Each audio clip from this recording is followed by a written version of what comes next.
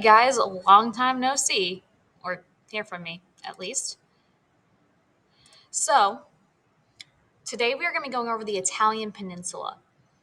This is the first standard in our Renaissance unit, and the standard for today is to explain how the location of the Italian Peninsula impacted the movement of resources, knowledge, and culture throughout Italy's independent trade cities. So, what we're doing is we're looking at the location of the Italian Peninsula and figuring out how that's going to impact the spread of culture or cultural diffusion, and how that's going to really lead to things like the Renaissance spreading from Italy to other places as well. Now, this is set up very similarly to how we've been doing it with the reading on one side and the questions on the other, so the format is the same as what you've been used to. Now, our ICANN is to locate the Italian Peninsula and the surrounding bodies of water on a map. So you will have a map slide in here asking you questions about a map. And of course, we are going to explain how the location of the Italian Peninsula impacted cultural diffusion and the spread of everything throughout Italy's independent trade cities. Now, the Renaissance was a time of rebirth. Specifically, it was the rebirth of the art and literature that ancient Rome and Greece first inspired. It was also the time where what we know as modern science first developed. We'll talk more about that in a couple of units. But the Renaissance started in Italy in the 1300s.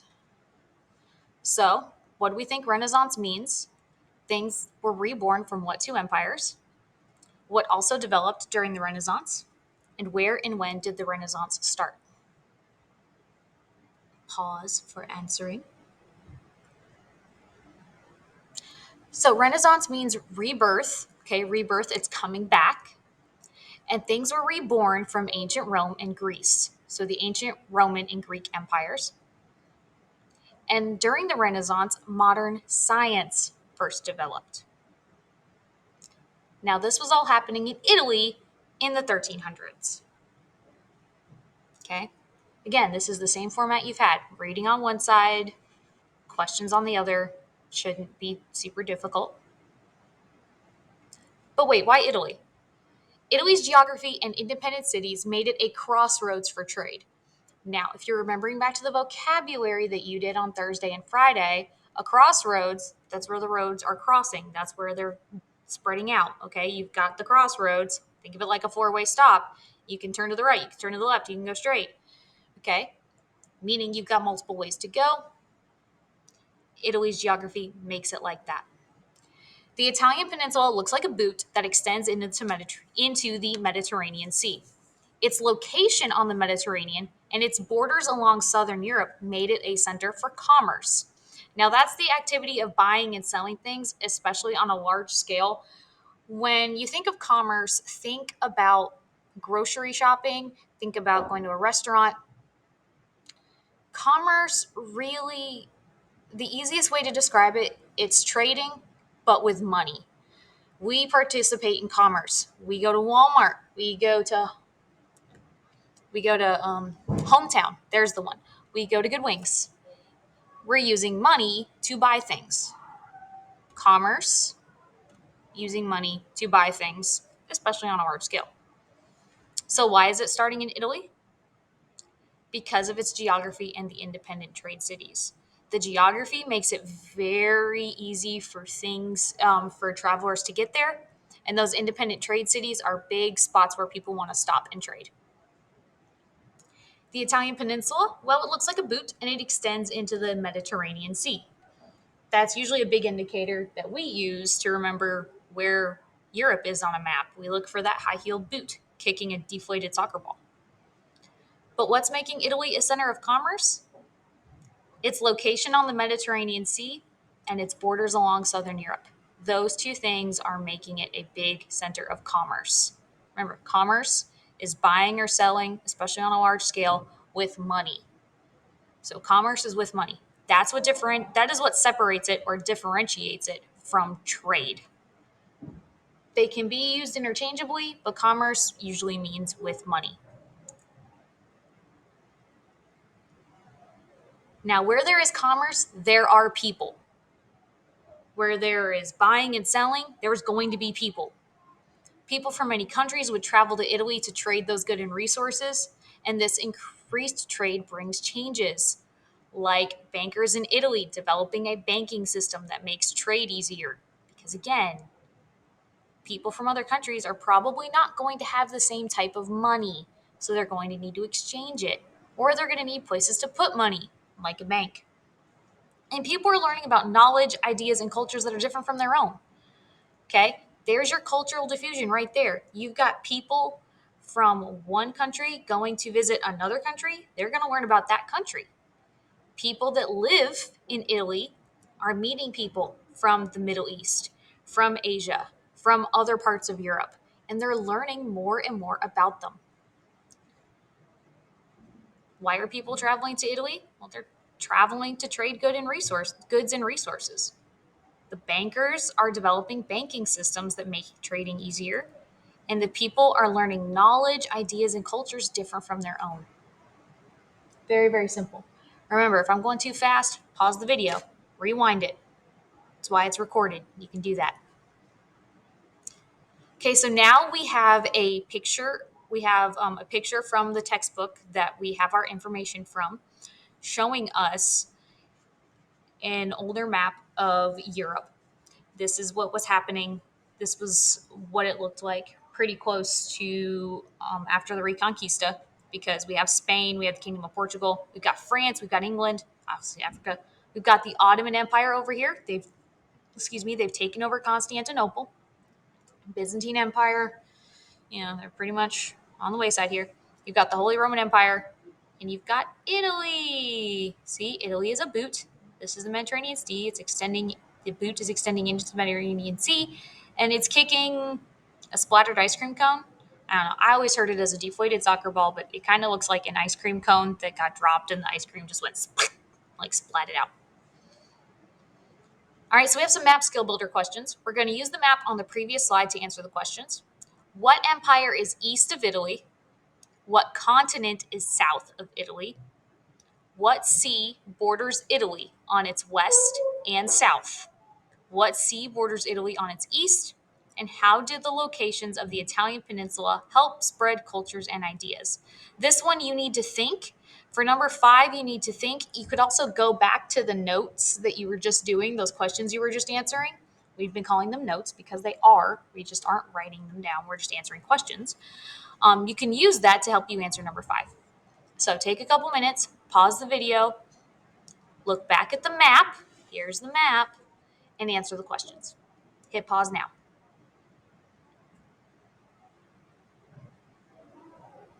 All right, so you should be ready to go answering the questions. What empire is east of Italy? That's the Ottoman Empire.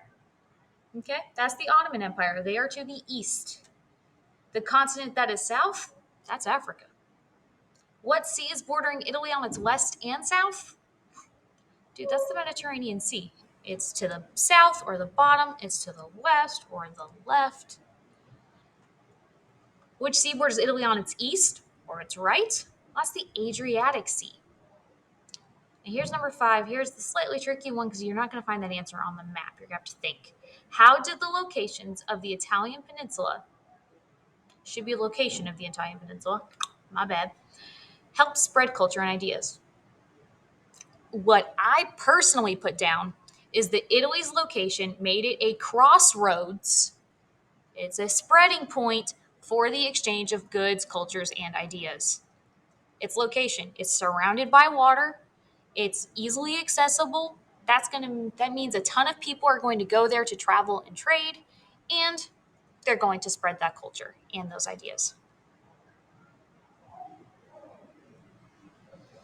Now, in the late 1400s, Italy was divided into a number of independent trade cities.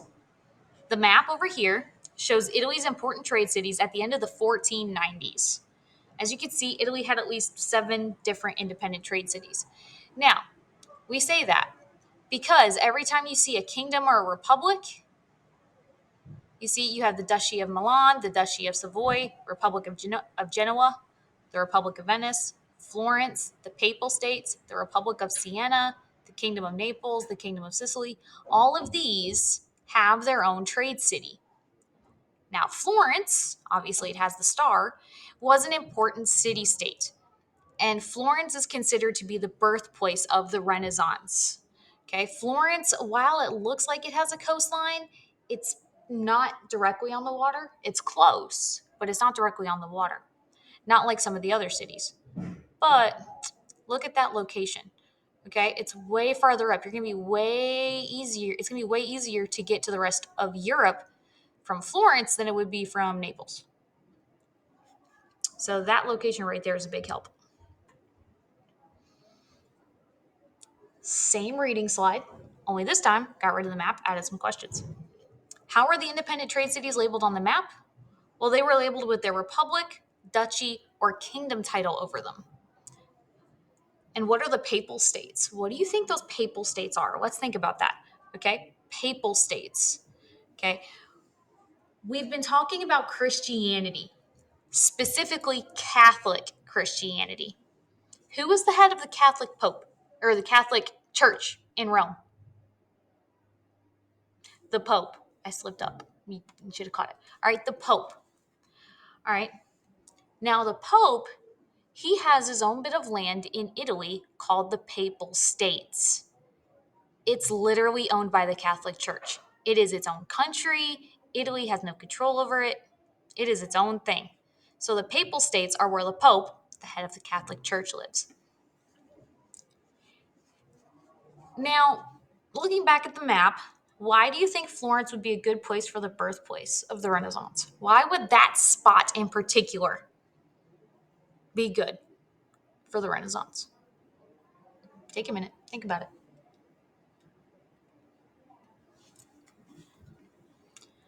It's on the coast.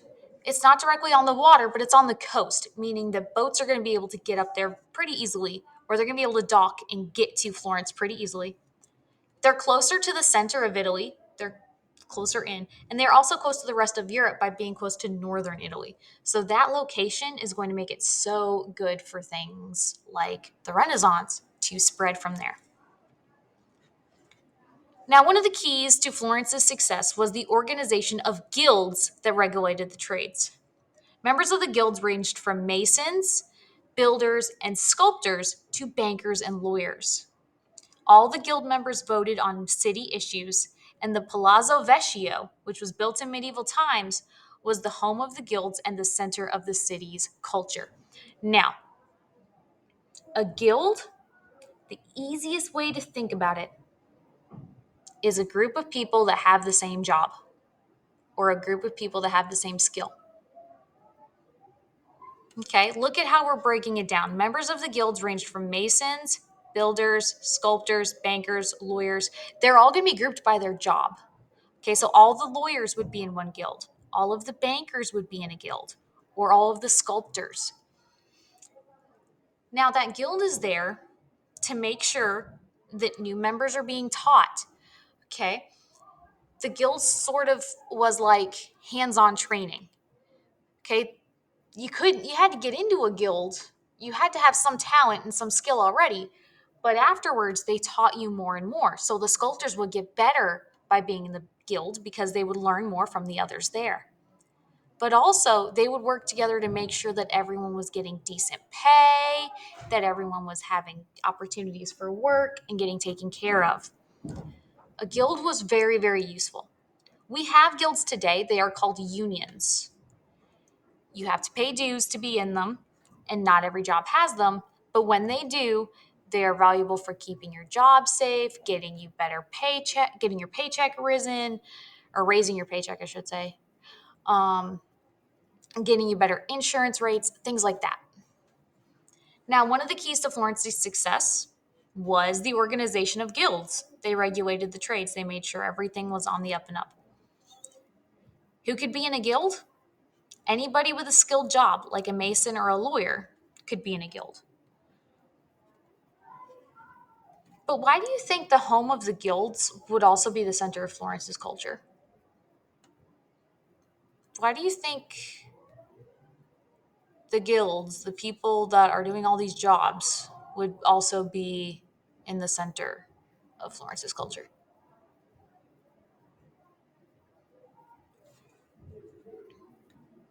Well, because they're voting on those city issues, and most of the town's workers met there, they're going to talk. They're going to spread ideas. They're going to learn new things there. Okay? That's our city hall is kind of in the school is kind of sort of like the gym or the auditorium or the cafeteria. A lot of people are there. They're talking, they're gossiping, they're learning new things. We're sharing TikToks, that sort of thing. You're hanging out and you're learning more things. You're spreading culture there. Well, the Palazzo Vecchio, the home of the guilds, was the center of the culture because that's where people were meeting. They were talking, they were learning, they were spreading information there. But Florence didn't have a port on the Mediterranean. I want to make that very clear. It's close to the Mediterranean, but it's not directly on it. It doesn't have a port. But you still have a lot of people coming in from the water to go there. They're just docking their boats and coming up another. They're just docking their boats and then bringing their stuff up. Even though Florence did not have a port on the Mediterranean, it still had a very successful economy. The bankers of Florence successfully established a sound banking system. Because they develop a really good bank, a lot of people are going to want to use that bank, which means they're going to travel to go to that bank. And then they're going to start spending money in Florence. The banking system was so strong that the Florentine gold coins, which were called florin, became the standard coins used in trade throughout Europe. That's a big deal. When your local currency becomes the national currency, like it's just not your city or a little empire using it, it's the whole entire country, that's a very big deal. Many of the Florentine families became very wealthy, and of course, they would wield great power in Florence and throughout Europe. So, what did Florence not have? Florence didn't have a port on the Mediterranean. What is showing that the Florence banking system was really strong? Well, was the fact that the florin, the gold coins used in Florence, became the standard coins used in Europe. Again, if your little area's money system becomes the money system for the empire or the kingdom, oh boy, that is a very, very, very big deal. And well, why do you think the wealthy families would have a lot of power in Florence and in Europe as a whole? Well, the wealthy people are able to get people to do what they want by paying them or helping them. Again, money equals power. The more money you have, the more able you are, the easier it is to get people to do what you want. It sucks, but that tends to be what happens. We see that a lot these days. Now we have a writing prompt. In the early Renaissance, Florence was an independent city-state of about 60,000 people. They developed a guild system. They had many writers, painters, architects, and philosophers. So, philosophers are people that are thinking and spreading knowledge and ideas, but they do so in a little bit of a confusing way. And they became a model of Renaissance culture through the 1700s. Now, using all the info that you've had today about Italy, about its location, about the city of Florence, I want you to write one paragraph, 5 sentences, explaining how the city of Florence became an important center of trade and learning in the Middle Ages. Right? Go back through the slides we were just going over. Use that information to help you. Seriously. Guys, complete sentences, meaning starting with a capital, ending with a period, not a run on. Come on, y'all. It's almost February. You can do this. And then we do have a crash course video. The Renaissance, was it a thing? I will let Mrs. Romine or the substitute handle that. But this is the big deal, the writing prompt. All right, go on ahead, work on your writing prompt, go back through your slides to help you. Have a great rest of your day, guys.